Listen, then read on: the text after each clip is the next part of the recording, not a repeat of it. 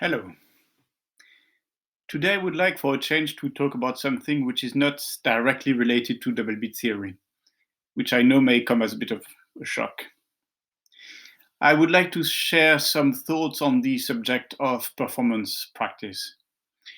These thoughts stem from my own experience as a performer, and in many respects, writing the texts I am reading now was an attempt to clarify my own position on the subject.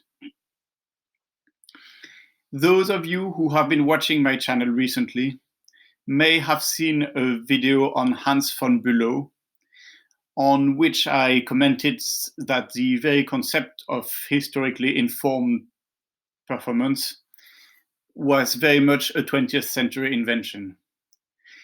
I mentioned that it was meaningless to the 19th century, largely because the audiences and interpreters were much more immersed in the music written by their contemporaries than we are today. I would like to take this as the starting point of this video. I think it can be taken as a fact that a profound change has happened in our musical life over the course of the 20th century. There has been a gradual shift over quite a long period in which the concertgoers began to lose interest for the music written by their contemporaries, and in reaction became more and more immersed in the music of the past. Roughly up to the First World War, there was a strong interest on the part of the public for contemporary creation. They may have liked it or detested it, but there was an interest. The scandals provoked by The Rite of Spring, the Schoenberg Second Quartet, up to the creation of Varèse's Désert, testify of this involvement of the public in new creation. Simply put, they cared. It mattered to them whether they liked it or not. Now, what a difference with today. Contemporary musical life interests only a tiny fraction of the population interest at all in classical music. Most of us go to concerts and endure the new work of a composer that we know we will never hear again, and then concentrate for what we have come to hear, the Beethoven, Brahms, Bruckner, Mahler symphony, whatever. We take all this more or less for granted. But if we look back 150 years, the situation was very different. When musicians were playing a work from the past, even the relatively short-term past, they often felt the need to adapt it to the taste of contemporary audience. The works could be cut, reorchestrated, freely adapted or transcribed. When Mendelssohn revived famously the Matthew Passion, he created a version which he thought might be suitable for public performance in his time. The attitude of Busoni, freely transcribing Bach, was thought perfectly reasonable. In the 20th century, Rachmaninoff may have been one of the last great musicians who would feel free to transcribe and adapt work by composer who preceded him. In other words, a work was considered as a fluid entity, which could be, or even had to be adapted if it wanted to survive the passing of time. This carefree, almost irrelevance for the work of the past was prevalent until quite late. But early in the 20th century, something happened. We more or less simultaneously lost our interest for the music of our time and developed an ever greater interest for the music of our past. Moreover, for the first time in history, or at least in the history of Occidental music, we became extremely interested in knowing how this music was to be performed. Again, I have to refer to Wim Winter's channel. I may dispute some of its methodology, and therefore some of the conclusion that he reaches, but it certainly aims, and often with interesting results, at a greater understanding of performance practices of the past. And in this, he is symptomatic of our time. Roughly dating from after the First World War, composers began to write a music which people found increasingly difficult to relate to. It is difficult, impossible, of course, to put a precise date on this. The true beginning could be traced back to the time composers got emancipated from patronages and were free to write the music they felt like writing, rather than having to write music at the service of a prince.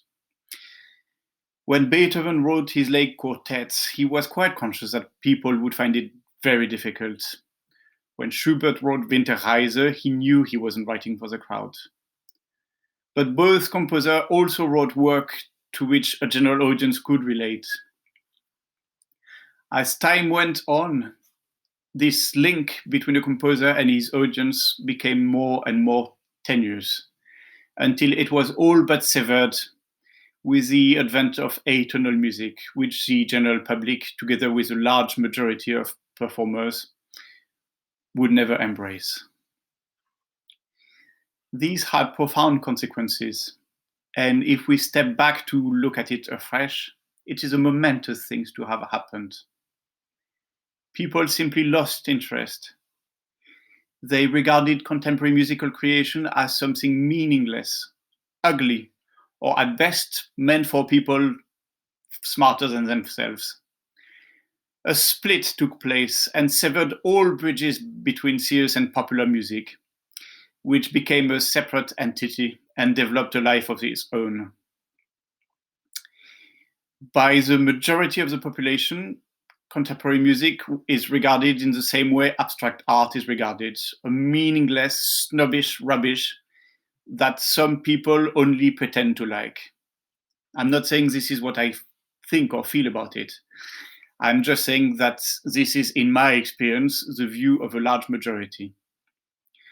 Except music has it worse than art because of two factors. Firstly, it takes place in time. To get acquainted with a piece of music, one needs to listen to it all the way through, usually several times. It is much more time-consuming than looking at a picture and pretending we like it. Also, contemporary music sounds physically unpleasant to most of us.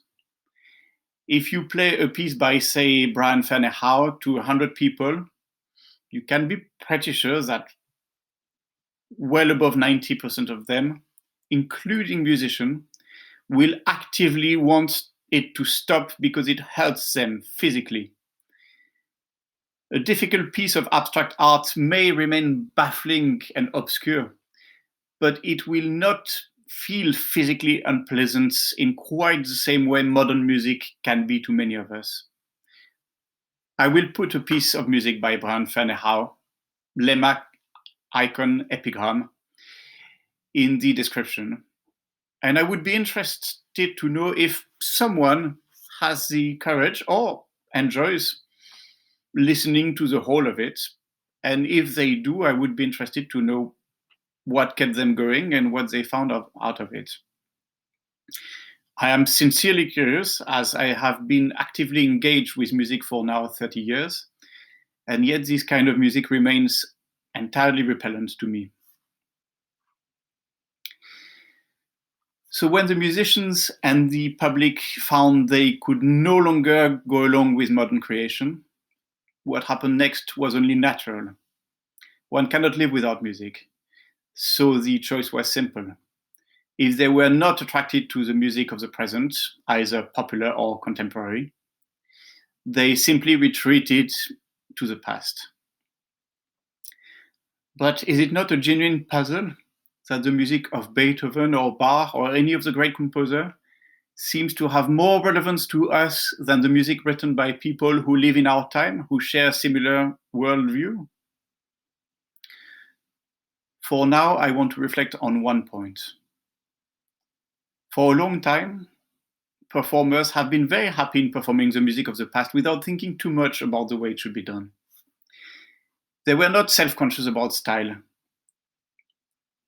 They only had a dim idea of what it might mean to be historically conscious, and nobody seriously bothered about it. Some may have believed that they were by and large stylistically accurate. For others, it simply wasn't a concern at all. This period lasted roughly until the 60s. Many of these musicians have left us recordings, so we have a clear idea of their approach. I'm talking about people like Furtwängler, Menuhin, Wilhelm Kempff, Pablo Casal, and many, many other great musicians to whom the core repertoire was the music of the 18th and 19th century, which they played with a style which, in retrospect, we regard as heavily dated. Then came the HIP, Historically Informed Practice Revolution. This was a phenomenal turn in the history of music. For the first time, we started to care not only about old music, but also about the way it was meant to be played. We became extremely precise. We used the instrument of the period, the tempi of the period. We debated passionately about subtle points of musicology. The use of vibrato, the speed, how an appoggiatura should be played, long or short, all kinds of details. This interesting mindset has told us much about the past, or at least probably has. The more time passes, the more we are beginning to realize that there is also something elusive in such a quest. We realize that if there is much that we do know, there is probably an equal amount that we cannot know. For as much as you may read treatises, there remains a fundamental problem. There is much that they do not say because every artistic generation evolves within the boundaries of core values that they on the whole take for granted and therefore do not write about. In other words, they are too close to their own aesthetic to be able to see it in its totality. A good example of this can be found in listening to the recording of Karl Reinecke, who happens to be the oldest pianist to have left us a trace of his playing. From our 21st century perspective, they strike us immediately as odd and fascinating because of the sense of freedom in his interpretation. Yet, it does not seem to be the way he was perceived by his contemporaries at all. It might be interesting at this point to hear the following words by the pianist Edwin Fischer, who lived in the early part of the 20th century. The translation is mine, and I translate from the French, which is already a translation from the original German. So you have to make allowance for some departure from the original, but I think I get the gist of it right. I quote, "One may find me too presumptuous, but I have the feeling that we have become too refined, too knowledgeable. We have developed such a precise sense of traditional tempi, of the most minute oscillations in our conception. We know precisely how Beethoven wanted us to do this or that. We have even editions with 3 pages of explanation for 1 page of music. We know so well what fits each instrument that we never ask anything of our piano which would not be specifically pianistic. We know the Beethoven first manner, the Beethoven second manner, and the Beethoven third manner. We are able to distinguish the Beethoven who was still able to hear from the one who was already deaf. We have become so knowledgeable, too knowledgeable. But the volcanoes which tormented him in his creative work, the suns which illuminated him, the cries of anguish which broke his heart, all this has now ceased to move us." Now, it is staggering to think that these words were written in the 30s, so actually well before the HIP revolution. This brings 2 questions which are both rhetorical because we cannot really answer them. The first is, if Edwin Fischer thought this at the time, what would he have said if he had lived long enough to know the revolution which was then just lurking around the corner? And the second question, perhaps even more interesting, is, if he thought that his generation, which we regard on the whole as still highly subjective and very unhampered by musicological knowledge, was already suffering from reason over heart, then what does it tell us about the time which preceded his own? What can have been the degree of freedom or unself-consciousness of the late 19th century performer, this whole generation that just preceded the advent of recording, but that Fischer knew from his youth? We can only get a glimpse of this world by listening to old, very old recording. When we see, for example, the freedom with which, again, Reinecke treated Mozart, the Beethoven of Eugène d'Albert, the Chopin of Rosenthal, it does make us wonder. Now I want, following the word of Fischer, to reflect on what this means to us in the 21st century. There is no doubt that, on the one hand, the whole HIP movement is extremely laudable. It brought to life much music that was pretty much dead. Our newly acquired musicological knowledge helped us to get to the heart of some of the music we thought we knew intimately, as the act of restoring a painting does enable us to look at it afresh. But as most things, this is also a double-edged sword. With greater knowledge, we have also lost part of our innocence. Now that we know so much, we no longer feel the same freedom toward the music we love. We feel now duty-bound to deliver those pieces as close as we can to what we believe to be the composer's intentions. This way of thinking seems perfectly natural to us. We feel the servant of these composers and behave as if a piece of music existed in a sort of Platonic sense, in an idealized form that we can only try to approach as near as we can. But our role as interpreter has suffered a setback. We are no longer co-creators of a work of art, taking an active artistic part in the process.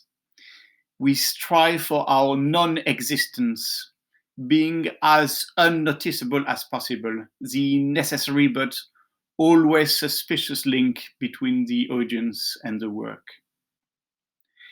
Why are we doing this? What are we expecting from music? Even if we were to fulfill our dream and manage to recreate the music of the past in the most authentic way, are we quite certain that this would still be moving or even relevant to us?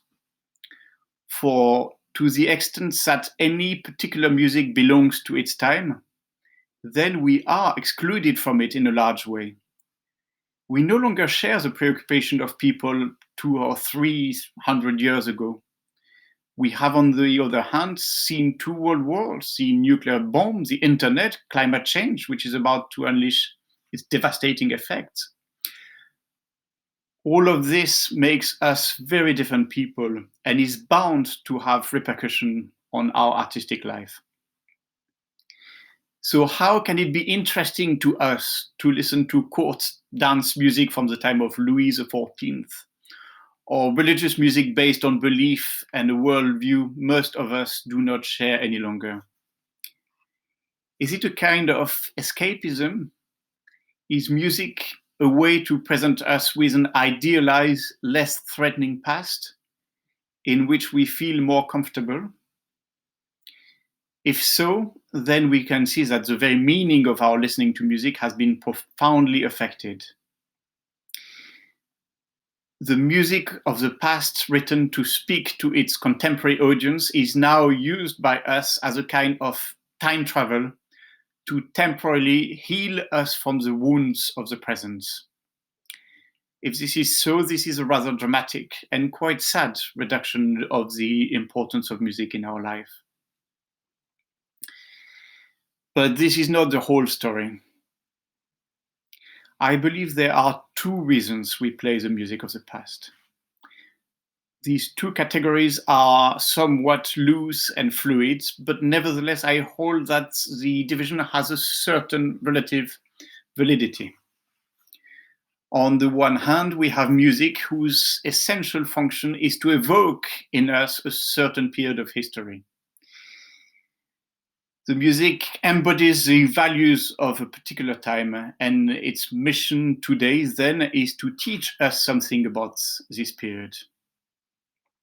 To a certain extent, this music is the equivalent for us of going into a museum.